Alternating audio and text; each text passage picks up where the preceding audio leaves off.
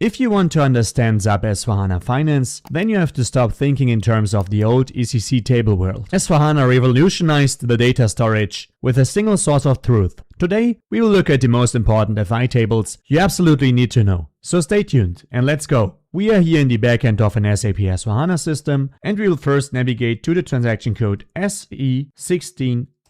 This is the new transaction code under S/4HANA to manage all of our database tables. First of all, we'll insert here under database our database table. In this case, we will start with the most famous one called ACDOCA, also called Universal Journal Entry Line Items. This is the absolute heart of an SAP S/4HANA Finance system. This is a table merging the general ledger with the asset accounting, controlling, and the material ledger. So here you can see the information will be displayed by ledger, company code, fiscal year, as well as the document number and the GL line item. So let's just execute so that you can see it in action. And here you can see a document is identified by those 5 indicators. And as you can see, this table has lots and lots of columns.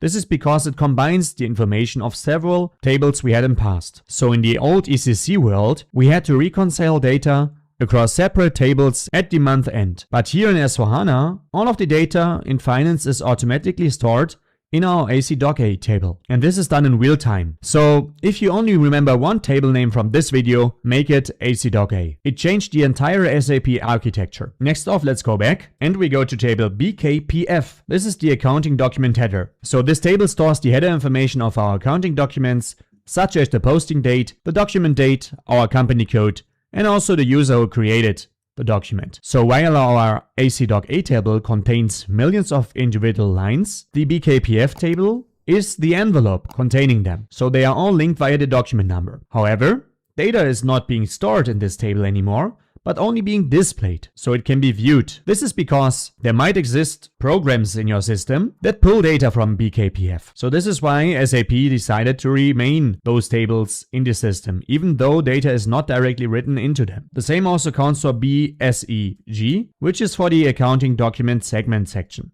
so for the individual line items. Next off, we have the accounts payable and accounts receivable section, where we have amongst others our master data, so our business partner master. The business partner master is stored in table BUT000 and also other BUT tables. This one stores the general data for the business partner. So if we hit here and execute, then you can see the business partner master number, the type, so whether it's a person, organization or group, then the business partner grouping, and lots of other parameters such as the name, who created this business partner, and so on. Despite that, all of the other tables, so the old ones from the ECC world, such as LFA1, LFB1, KNA1, KNB1, and so on, still exist under SAP due to compatibility reasons. And they are integrated via the so-called customer vendor integration. On the line item level, we have tables such as BSID storing our customer line item data that you can see over here. So the customer and company code, as well as all the document data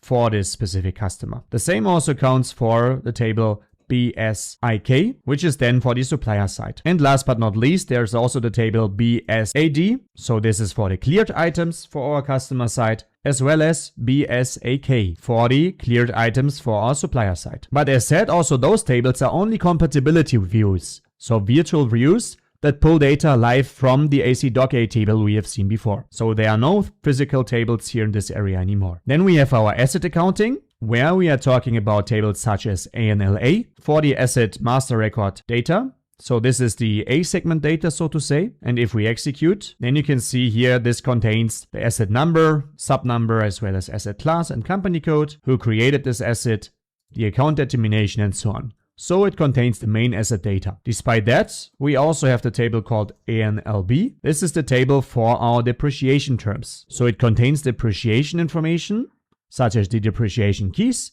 and the useful life of the asset, as you can see over here. If we scroll here a bit to the right, you can see the different depreciation information. Please be aware that the table ANLC and so on are still existing. However, Also, they pull data from ACDOCA. Then we also have our master data for finance, so SKA1. This is the table storing our GL account master data at the chart of accounts level. So the global settings such as our account type, the name, the account group, and so on. Despite that, we also have SKB1, which will store our GL account master on a company code level.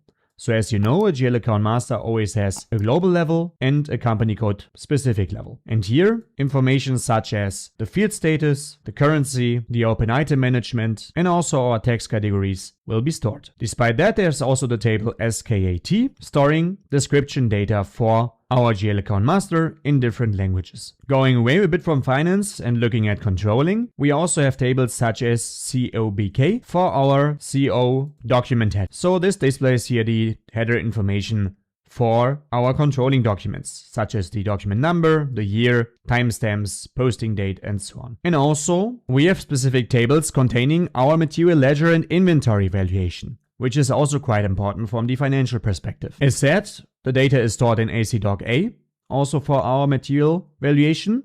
However, there's also CKM-LPR for our material prices from the material ledger perspective, where we can see the historical and also the current prices of our materials for the standard price as well as the moving average price across different periods. Also, there is the table called CKM-LPP, storing our material ledger period totals per record quantity. But as said, this is also only a compatibility view. So to sum up, if you take away just 3 things from this video, let it be these. First of all, our ACDOCA table, so this one over here, is the king. So in SAP S/4HANA, ACDOCA is our single source of truth, bringing together the general ledger, asset accounting, controlling, and also the material ledger in one unified table. Second, physical tables are gone. So meaning that tables like BSID or BSAK are no longer physical tables on the disk.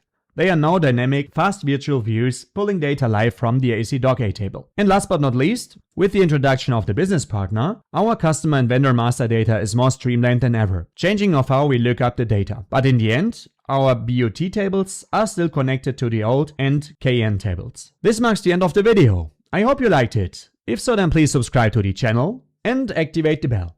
Also make sure to subscribe to my Patreon, where we have a community chat and where I post lots of informative blog posts about SAP.